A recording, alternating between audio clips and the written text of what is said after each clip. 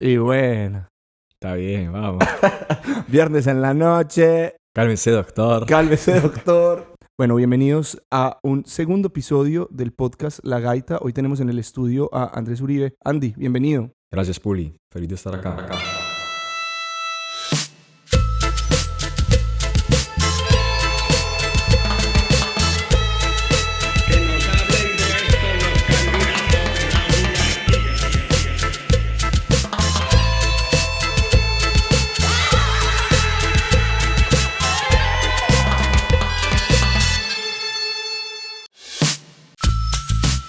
Bueno, Andrés Uribe es un compatriota, colega, amigo mío. También está viviendo aquí en la ciudad de Viena y, bueno, tengo la dicha también de anunciar que este no va a ser el único episodio en donde nos esté acompañando. Andy, ¿por qué no nos hablas un poquito de vos? ¿Quién eres? ¿Qué haces acá? Pues, Puli, te cuento. Yo soy músico de Medellín. Soy estudiante de dirección de orquesta aquí en la Universidad de Viena y espero poder vivir aquí varios años. Bueno, eso por un lado de tu formación académica, pero también te has metido con otra cantidad de músicas, te interesa mucho la música andina, has tocado pasillos, bambucos, tocas guitarra también. Sí, de hecho, mi formación empírica fue con la música colombiana. Mi papá toca guitarra, es músico empírico. Y con él aprendí a escuchar zambas argentinas, pasillos, bambucos y mi primer amor fue la guitarra. Entonces ahí fue que aprendí y me enamoré y mi interés es muy genuino hacia la música folclórica colombiana. Estoy todavía aprendiendo, ¿no? El jazz también me encanta y sé poco. Entonces en eso vos me ayudás bastante. Pero sí, mi interés es diverso. Introduzcamos los dos de qué vamos a hablar en el episodio de hoy. Queremos hacer episodios en donde estemos conversando de diferentes temas, pues que a la larga en algún momento siempre hemos hablado aquí. Nos ha llevado a puntos muy interesantes. Y si bien tenemos cosas muy interesantes que van a venir eventualmente, pues el punto de hoy es unir dos estilos, dos corrientes musicales que tienen el cliché de estar muy separadas de ella misma. Sí, pues de hecho va muy de la mano con mis intereses y creo que los tuyos también. El tema de la música clásica y el jazz. Dos corrientes que uno podría definir como muy distintas o muy ajenas la una de la otra. Como opuestas. Opuestas, sí, incluso opuestas, pero que curiosamente, interesantemente, tienen mucho en común, tienen muchos puntos en común. Tal vez hay muchos imaginarios alrededor del músico clásico, del músico que uno denomina músico de jazz solamente. Bonito poder como aunar esas dos corrientes y ver dónde se encuentran, ¿no? Y un músico de jazz que le puede aportar a la visión clásica, tal vez la visión clásica que puede aportar o analizar en el mundo del jazz.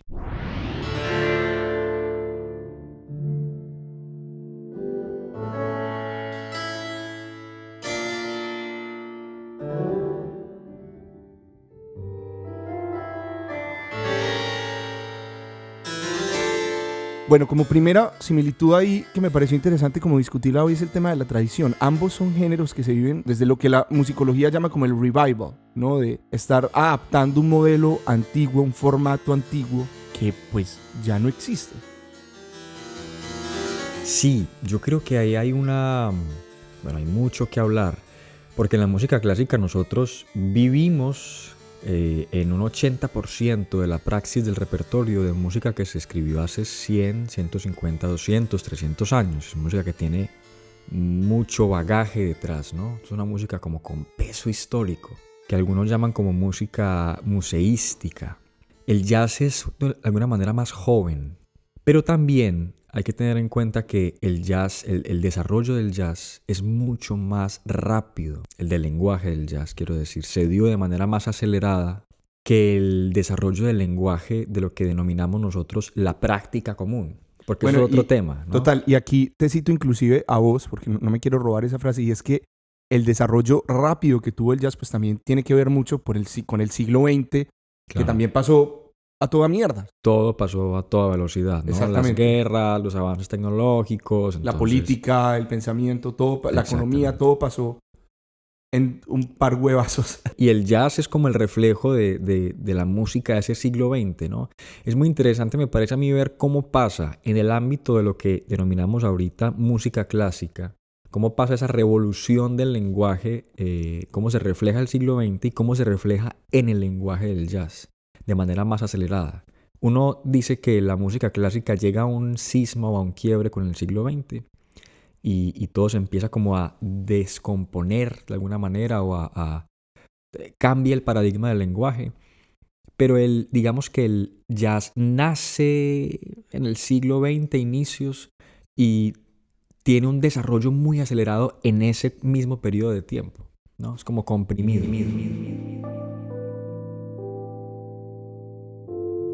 De todas maneras, cuando estamos hablando de jazz y de música clásica, nos estamos imaginando como un espectro de estilos y de cosas, inclusive hasta de pronto muchos de los que nos están escuchando se imaginan como los instrumentos, como una orquesta y de pronto como el trío con el saxofón.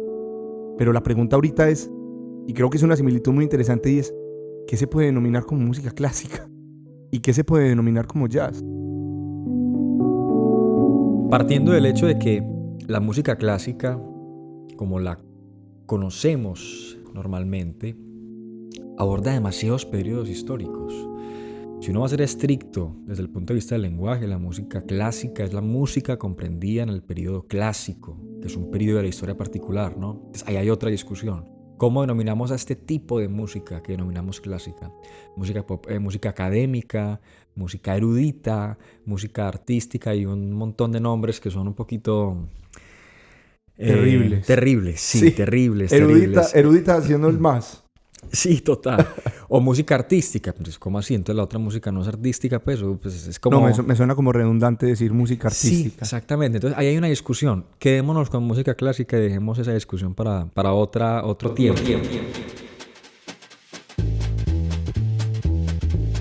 Hay una definición muy interesante del jazz. Tengo muy claro que no puede ser como una única, pero te la quiero tirar, así como a ver qué pensás. Y es que pensemos en, por ejemplo, My Favorite Things, que es considerado como uno de los estándares de jazz, ¿cierto? Una obra del repertorio del jazz. My Favorite Things es una canción de un musical de Broadway que se llama Sound of Music. ¿Qué pasa? Los musicales, ese show que se hace en Estados Unidos para contrastar o marcar una diferencia de lo que eran antes las operetas, ¿cierto? Sí. No más ópera, no más música clásica, vamos a hacer una propia versión de eso, mucho más comercial y pues centrada mucho más en el folclore. Entonces los músicos o los pioneros del género del jazz toman este folclore y primero que todo le hacen una interpretación armónica del estilo, ¿cierto? Que son los 2-5-1, los acordes con séptima, las escalas, las cosas, el swing, el ritmo, e improvisan sobre ella. Lo que te quiero decir es que el jazz fue en parte una reinterpretación del folclore, en donde están tomando esas canciones conocidas, ¿cierto? Que todo el mundo cantaba, la música popular, y la adaptan a un estilo. Llámalo bebop, llámalo hard bop, moderno, fusion, lo que sea. Entonces, una definición interesante del jazz, una de tantas, puede ser una reinterpretación del folclore. Sí, también podría darse en la música clásica. De hecho, te iba a decir que hay algo en la música, en el jazz, en lo que denominamos música clásica, hay algo de artificioso. No quiere decir falso o copia, sino de una transformación por medio de herramientas particulares de un lenguaje, de elementos que hacen parte de la cultura popular. Y ha pasado en toda la historia de la música, del periodo de la práctica común, que es este periodo de la música clásica que va desde el siglo XIII hasta hoy, pues, ¿no? Uh-huh. Y tiene que ver mucho con la música profana o la música popular. Como las canciones profanas que cantan a las enamoradas se vuelven de repente es que una forma de danza y de suite para teclado o para instrumento solo. Esa mezcla de lo popular en lo clásico, en lo académico, en el canon, se ve desde hace mucho tiempo y tiene un papel muy importante que creo que muchas veces se desconoce en la práctica de la música clásica. Cuando uno hace Beethoven, uno lo ve como Beethoven, pero se le olvida que Beethoven está oyendo todo el tiempo flautas y música campesina y cantos tiroleses y un montón de cosas que uno no da por hecho, pero que están ahí.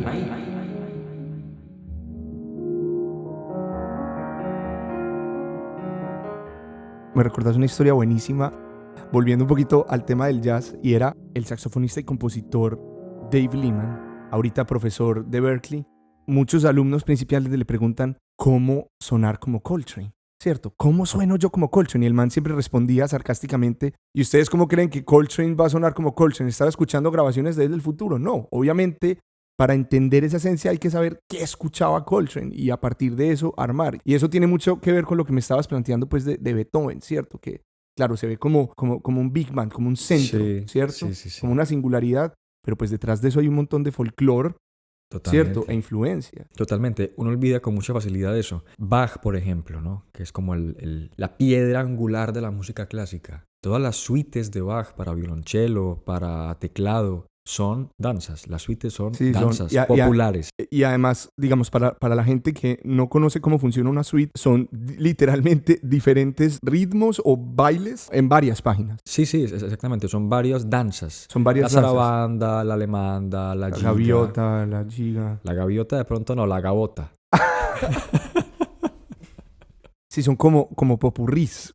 Exactamente, es un popurrí. Como una suite era lo que hoy en día es como el cañonazos, los cañonazos. Totalmente. Y entonces el artificio es esta parte de la artesanía donde viene a jugar el intelecto, cómo transforma, cómo profundiza, cómo agranda esta forma popular.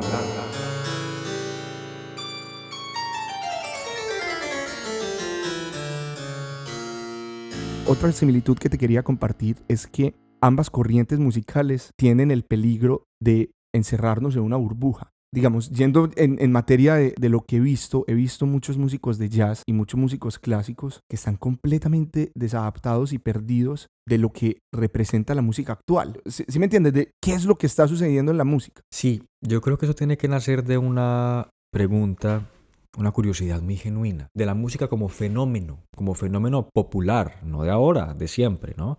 El estudio de la música clásica, el estudio del jazz, de cualquier corriente, es una manera de responder, pero creo que la pregunta sigue siendo actual y necesita respuestas actuales también. Pero hacerse la pregunta de dónde está la música ahora implica saber de la música del siglo XVI, pero también de un poquito de jazz y de qué está haciendo ahorita Dua Lipa o J Balvin o artistas contemporáneos. No, estamos completamente de acuerdo, pero ¿no crees que lo que entendemos como tradición precisamente como que nos lleve a no fijarnos en dónde está la música en este momento, precisamente por estar aferrados a una tradición?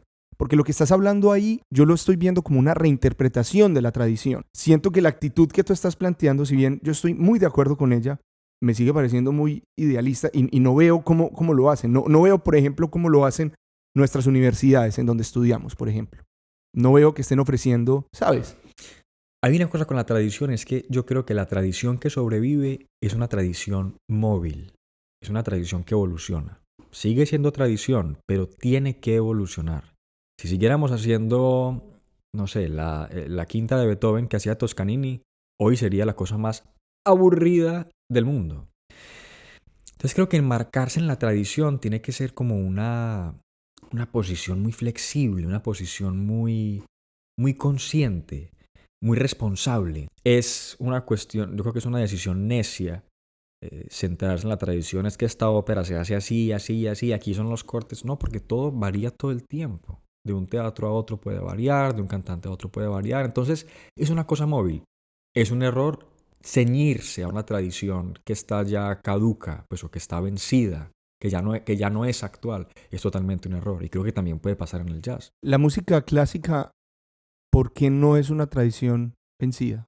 ¿Por qué no es una tradición vencida? Porque todavía hay gente que la escucha y porque todavía hay gente que la hace. Y porque es una tradición, no voy a decir que en todas partes, es una tradición que es vigente porque evoluciona. Aquí en Viena debe haber sonado por lo menos 500.000 veces la quinta de Beethoven. Sí. Pues, sin duda.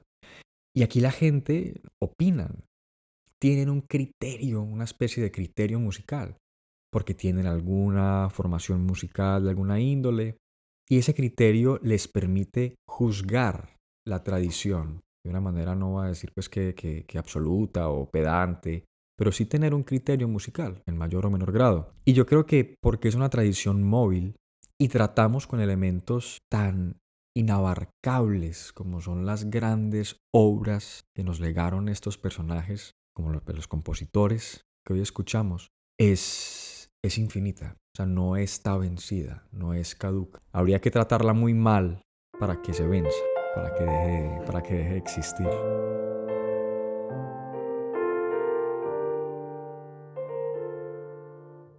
en el campo del jazz, por ejemplo, este pianista, compositor, productor Robert Glasper, que hablaba de su propuesta artística, obviamente muy enfocada en el jazz, como música honesta, ¿cierto? Música honesta en el sentido de que recoge todos los elementos de la música afroamericana y todos estos elementos terminan haciendo un tributo, un homenaje a lo que es la música negra en Estados Unidos, y este homenaje abarca absolutamente todas las cosas que componen a la música negra, tanto como música, y con esto obviamente hablo de todos los estilos musicales como hip hop, jazz, R&B, soul, funk, pero también como la cultura afroamericana, su manera de hablar, su manera de vestirse, la comunidad que hay alrededor de ella. ¿Sabes? Entonces termina siendo una propuesta artística entonces centrada en torno a lo actual, a la inclusión.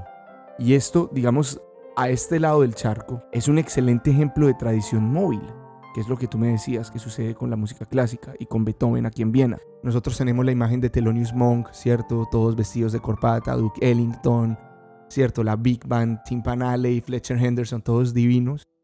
Y obviamente, repito, hay convivencias, hay comunidades jazzistas puristas que quieren como solamente, ¿cierto?, cercar eso. Pero vemos a Robert Glasper, que es un tipo que en el Blue Note, que es como, ¿sabes?, la ópera en Nueva York en el jazz, está rapeando, haciendo como toda una mezcla muy fresca de lo que es. Me parece muy interesante eso que decís con el jazz. En la música clásica está pasando ahorita algo muy importante y es el tema de la formación orquestal, particularmente en Latinoamérica, donde tenemos esta herencia, tenemos la música clásica como herencia.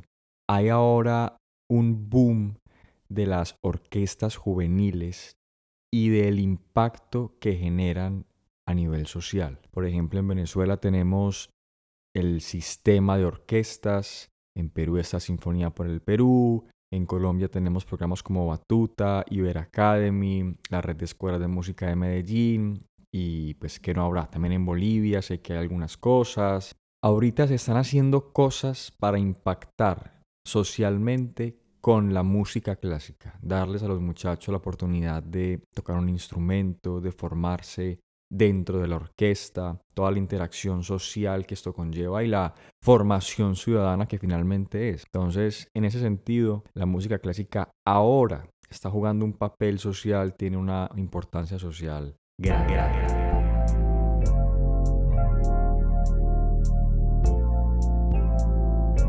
Hay algo en el jazz que yo noto, y tal vez sea por la vejez o digamos por el bagaje que tienen ambos géneros o ambos lenguajes. Y es que hay tanto peso en la música clásica, llamémosla europea, que es más difícil sentir que sigue viva. Es más difícil sentir que sigue viva, sobre todo lejos de Europa. Tal vez aquí es más perceptible sentir que está viva y que sigue haciéndose. El jazz es, de alguna manera, aunque con una evolución muy rápida, es un género joven, fresco, incluso con las características mismas del lenguaje, que son la improvisación, el ritmo, ¿no? Todo ese tipo de cosas más libres, más frescas. Es más fácil determinar que el jazz sigue vivo y tiene esta constante autocuestionamiento, como vos lo llamás. La música clásica es más difícil porque cada vez es más sectario o más exclusivo esos sectores que se permiten hacer o responder las preguntas de ¿dónde está la música clásica hoy? Y pasa lo mismo que vos decías con este ejemplo ahorita del Blue Note con la música clásica. Hoy la música clásica, solo la que vale la pena escuchar actualmente, es la música que usa un sistema totalmente desvinculado de la tonalidad. Solamente vale eso la pena, y que cuando sale un acorde mayor entonces no vale la pena, porque para eso hagan música para cine, porque eso no tiene ningún sentido. Es una discusión importante, tal vez no tan vital ahorita en el mundo de la música clásica, pero importante.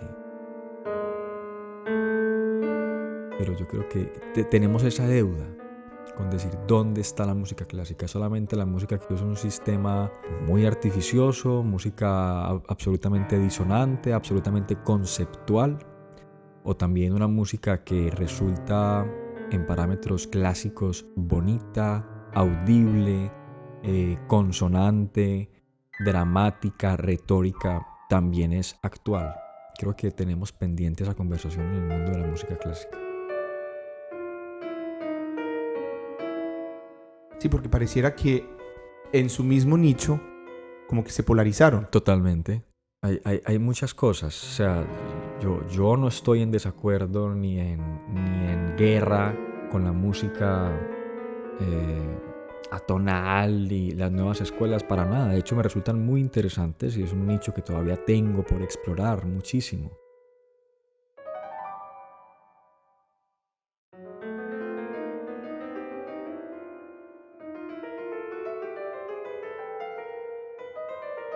Aquí hicimos entonces un recorrido tremendo de historia, de folclore, de interpretación, de purismos, de jerarquías. Entremos ahorita en un marco más técnico de la música y es en dónde están las similitudes técnicamente musicales de ese grupo de músicas y tradiciones llamado música clásica y ese grupo de músicas y tradiciones llamado jazz. Sí, me interesaba mucho porque yo creo que es ese punto de encuentro lo que le permite a uno decir, esto no está nada alejado lo uno de lo otro. Cuando uno ve esos puntos de encuentro se da cuenta que son cosas muy similares, solamente con abordajes distintos. Tomemos solamente el punto, por ejemplo, de la improvisación.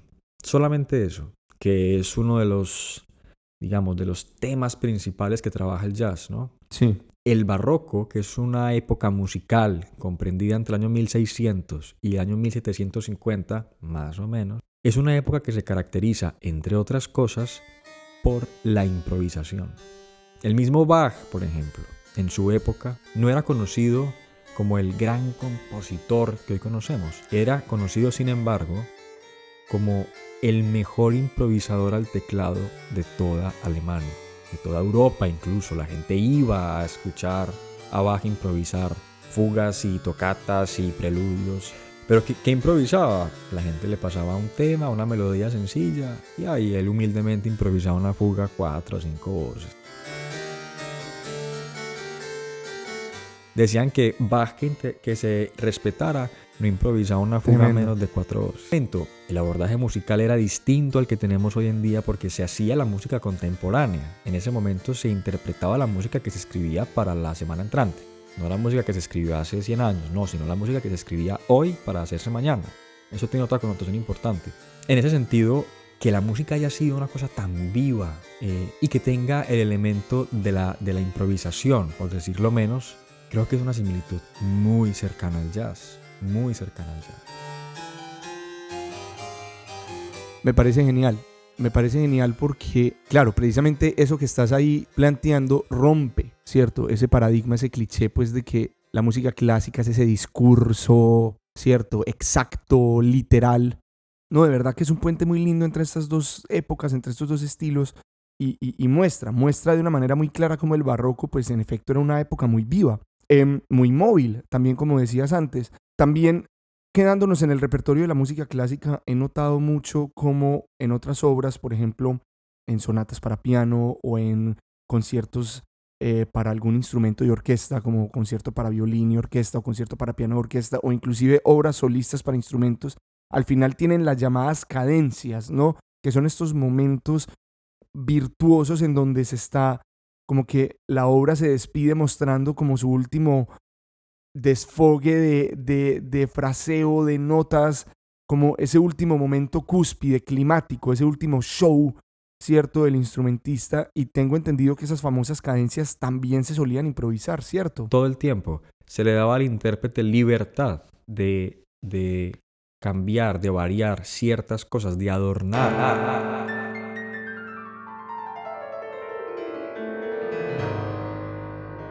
Oíste, yo quiero saber qué es la cosa con ustedes que siempre son felices tocando las notas equivocadas. Que siempre estamos haciendo... Parce, la disonancia en el jazz ha sido una historia muy bonita precisamente porque ha sido como un elemento que siempre ha estado presente y cada vez se ha vuelto más grande. Pero todo eso abarca una razón de ser, un fundamento en la historia misma del género, que de hecho es muy bonito y muy interesante. En la música vocal cantada por los descendientes de esclavos africanos en Estados Unidos, ya podemos ver lo que sería un temperamento traído desde África que rompe los parámetros de el temperamento o la idea de disonancia o consonancia que se tenía en Europa. Entonces esta musicalidad originalmente africana llega con colores muy interesantes, que es lo que hoy en día desde la teoría musical europea, que no me encanta la manera en la que entiende las cosas, pues es esta ambigüedad entre los acordes mayores y menores, este color, por ejemplo, de la novena sostenida en los acordes o la misma nota blues. Todos esos colores disonantes que ya tenemos muy internos en nuestros oídos, originalmente eran cantos, rituales espirituales. Luego empezamos a tocar piano asincopado, ¿cierto? Con ese vocabulario primario africano, pero también empezamos a musicalizar cine, mudo, ¿cierto? Con el ragtime. Y obviamente empezamos a utilizar un montón de elementos para musicalizar acciones. Entonces, por ejemplo, no sé, cuando un vaquero se caía porque le pegaban un tiro, eso sonaba como una segunda o un clúster. Entonces, más aspectos disonantes se van integrando como en los oídos, que ya estamos acostumbrados, ¿cierto? Todo eso después, por ejemplo, en Dixieland, cuando nace por primera vez ese término jazz, la improvisación era improvisación colectiva y después de tocar la melodía, todos entraban a una conversación constante, ¿cierto? Donde se respondían y se pegaban con terceritas por debajo con el otro, Y si bien estaban buscando como consonancia y orden, pues obviamente había muchos momentos en donde inevitablemente chocaban. Entonces se generó otra costumbre con eso. Luego llega el bebop, en donde empezamos a complejizar la armonía, todas las extensiones, lo que yo hablo en mi canal de YouTube todo el tiempo, la novena sostenida, la sustitución tritonal, ¿cierto? Lo que llamamos muy correctamente en Latinoamérica la armonía envenenada. El veneno. el venenito. Y imagínate, pues, o sea, es un tema adictivo en donde el cuerpo cada vez va a necesitar más y más y más y más. Y si bien tiene un origen histórico muy bonito, pues obviamente nos tiene ahí adictos a buscarla, ¿cierto? Cabe aclarar que lo más importante en la disonancia es la intención. Yo te iba a preguntar, ¿qué significa la disonancia en el jazz? ¿Significa algo o es simplemente un color que se dio por estas causas históricas? Yo creo que es tradición. Se puede significar como, sí, una tradición. Hay algo y es que en ciertos periodos de la música clásica la disonancia significa algo, tiene un significado retórico. Uno muchas veces la pasa por alto y dice, sí, esto va aquí, esto hace esto. Pero la disonancia durante mucho tiempo significó, por ejemplo, dolor. Hay todo un diccionario de lo que significan las disonancias. La segunda menor ascendente, descendente, el tritono, el salto duriúsculos, un montón de cosas. Hay gente que se ha dedicado a pensar en eso toda la vida. Pero la disonancia, por ejemplo, como la abordaba Bach, el personaje favorito de este podcast. Oiga, volvemos al barroco. No, siempre, es que siempre volver al barroco. Es todos los caminos llevan inacabable. Llevan a Bach, todos. La manera en que él abordaba era de un modo muy retórico, porque la música del barroco y del clásico habla. Entonces, ¿significa qué? Significa dolor, significa sufrimiento, significa lamento, la disonancia. No hay sino que escuchar sus pasiones, sus cantatas, sus obras para piano, sus obras para violín solo. Cuando hay una segunda menor, es dolor, es una imagen de la crucifixión, es una imagen de la muerte. Es una cosa muy, muy, muy significativa. Y también, técnicamente, la disonancia, desde el punto de vista armónico, es ese elemento que a vos te permite derretirte entre las tonalidades y modular. Bach era un compositor absolutamente disonante y vanguardista para su época, por eso no gustaba. Porque la gente decía, es que el viejo Bach es como disonantongo, entonces como que no. Y era por eso, porque él se daba el lujo de derretirse por las tonalidades con acordes rarísimos y disonantes para llegar a lados insospechados. Bueno, y hablemos en formas más contemporáneas de la música clásica, por ejemplo, el romanticismo. Sí. ¿Cuál era como el tratamiento de la disonancia?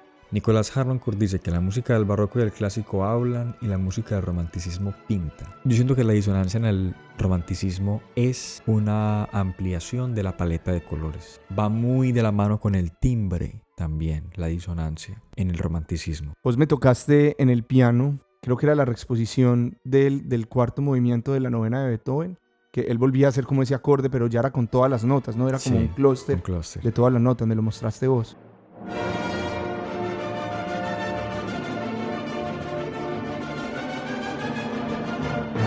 ¿Por qué pone Beethoven eso ahí? ¿Por qué pone un clúster Beethoven en 1823? Un clúster con una orquesta gigante. Es el cuarto movimiento de su última sinfonía. Es una sinfonía con coro en la que está musicalizando un poema un poema de Schiller, es una oda a la alegría y empieza con un caos absoluto, con un caos, la gente gritando, con antorchas, peleando. Musicalmente, ese clúster, disonante como es la representación del caos. Entonces es la dramatización musical de una idea extramusical.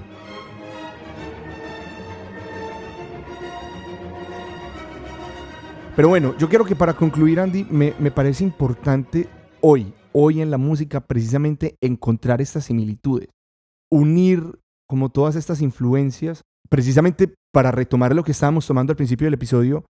Me parece coherente con la actualidad de la música tener una mentalidad mucho más abierta. Me parece más coherente con el músico moderno. Sí, sin duda, sin duda. Creo que hay que tener una mente abierta. Para ser un músico actual hay que tener una mente abierta. Yo siento que lo importante es mantener viva la pregunta alrededor de la música. ¿Por qué nos gusta lo que nos gusta? ¿Por qué escuchamos lo que escuchamos? ¿Por qué nos puede gustar Coltrane y Bach al mismo tiempo? ¿Qué hay ahí de común? Yo creo que es importante en la academia, fuera de la academia, en la práctica, mantener viva esa inquietud. Si somos más los músicos que estamos todo el tiempo haciéndonos estos cuestionamientos, como tú lo dices, en la academia y en la práctica, eso genera más movimiento y más vitalidad. Sin duda. ¿La podemos dejar aquí?